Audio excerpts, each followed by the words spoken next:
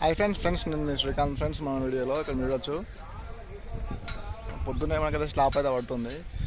మనకైతే పైప్ అయితే వేయడం అయితే కంప్లీట్ అయింది. మనకి దీంట్లో ఇప్పుడు ఈ బాక్స్కి అయితే డమ్మి అయితే పెట్టడం అయితే జరుగుతుంది. నేను చూడొచ్చు.